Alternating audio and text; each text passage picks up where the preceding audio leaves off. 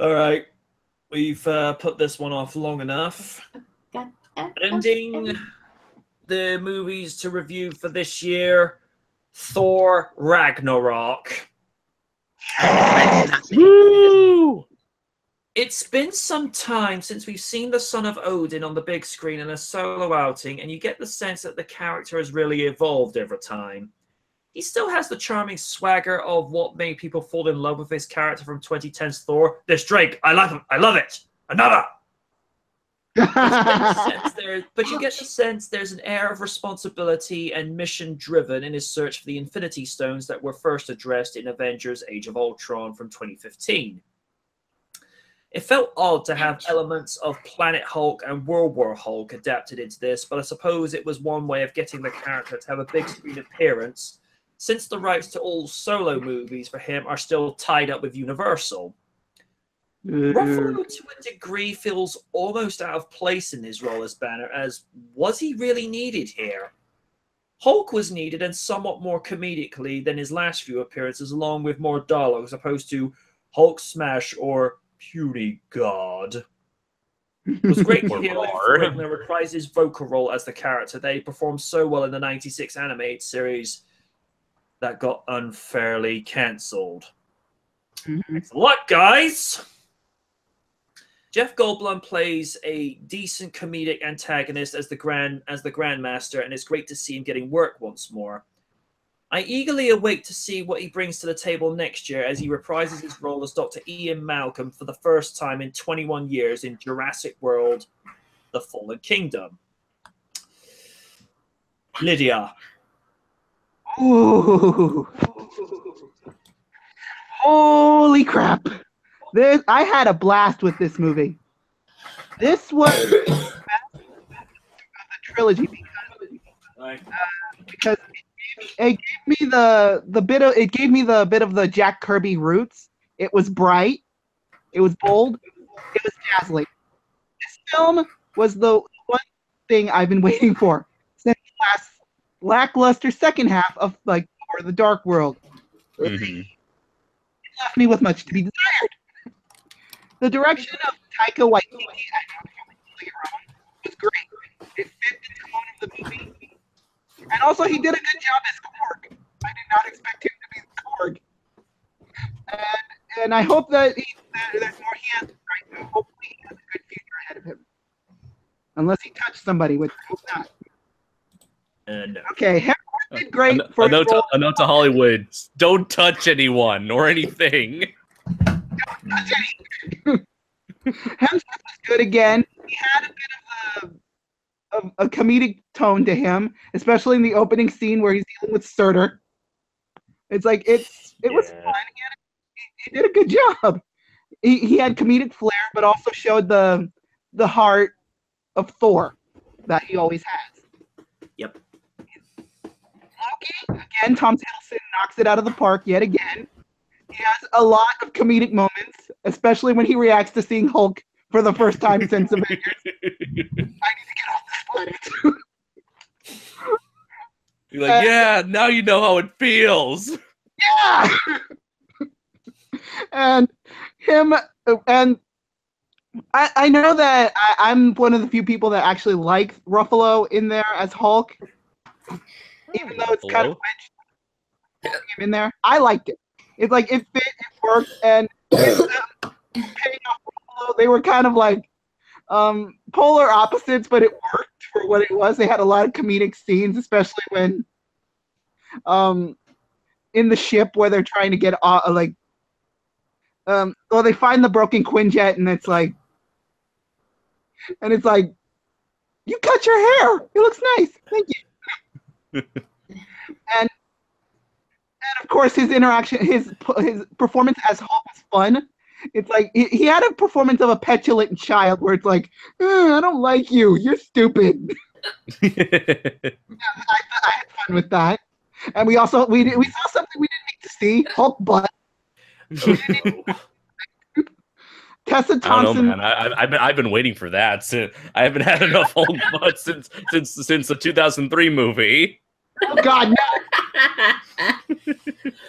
Tessa Thompson was good as Valkyrie, and I love that we got an LGBTQ character in the MCU. I think there's another one, but I'm not really sure if that is. I'm probably blanking on the name.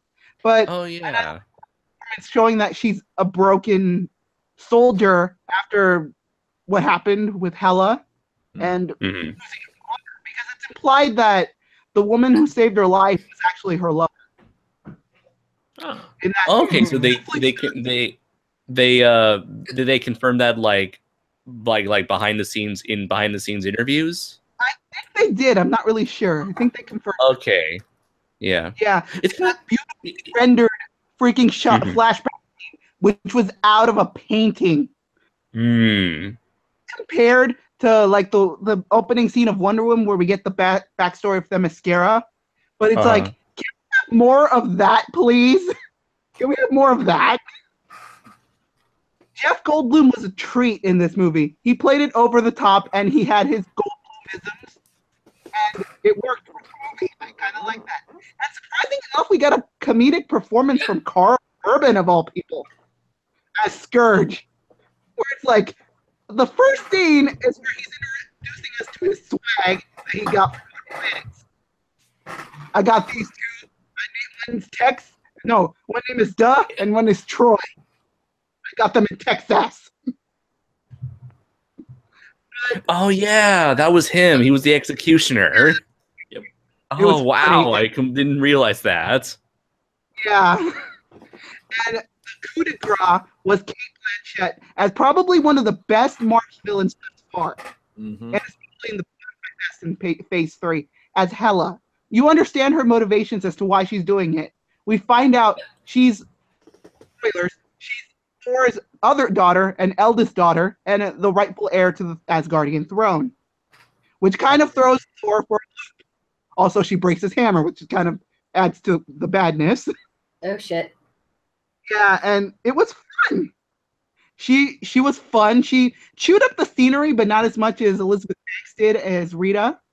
It was a fun flick, and I'm looking forward to what Phase 3 has to offer next.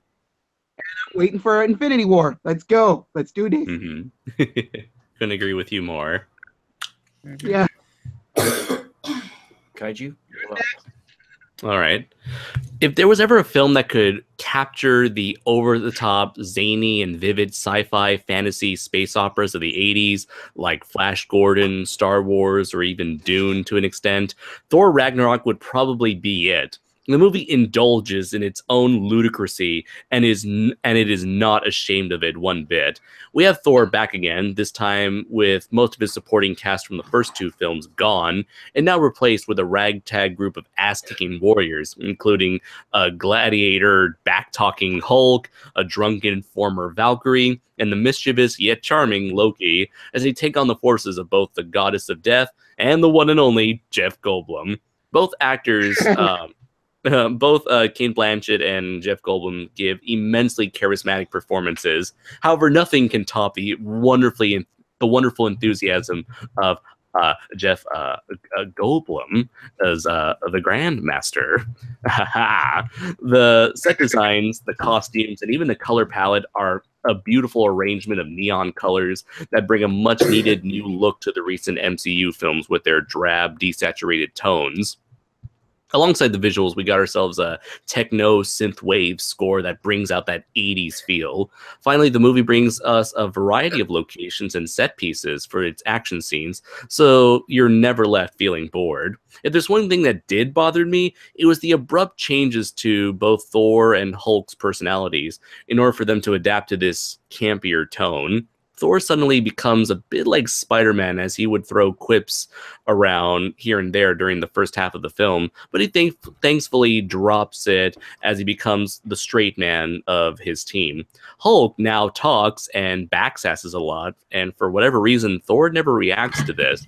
As much as I like the talking, bratty Hulk, which might have been a throwback to the 60s comic book version, this change is sure to cause many eyebrows to raise. Thor Ragnarok isn't a movie that's going to change the face of superhero movies or reinvent the wheel, but it still manages to give off an energetic vibe that's campy, cheesy, unabashedly corny. If you're someone who enjoyed a film like Kung Fury, then I suggest giving this '80s throwback a look. Yeah, I agree with that in full. Oh, little thing I didn't pick up on until much later after I'd seen the movie. The actor playing the Odin actor at the start of the movie, Sam Neill. Hmm. That Oh, yeah, he did play Odin. that In the threw play. a little bit of a loop. Oh, also Matt Damon was Loki. No. It's Matt Damon. That Damon. Ow. Navi. Little kitty. And also the guy who played Thor in the play was actually Chris Hemsworth's older brother. Oh. Oh wow. Yeah, that's why he kind of looked like him. I'm like, oh shit, really? Not bad. Lydia, did you give your Anybody want consent? to like talk about this Doctor Strange cameo? That was cool.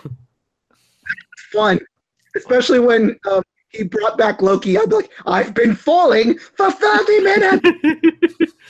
All right, I just like Thor's reaction. Oh, so Earth has wizards again. And that every time that he would freaking teleport, like he'd end up in a more of his beer falls off, but spills. doing that. I love that.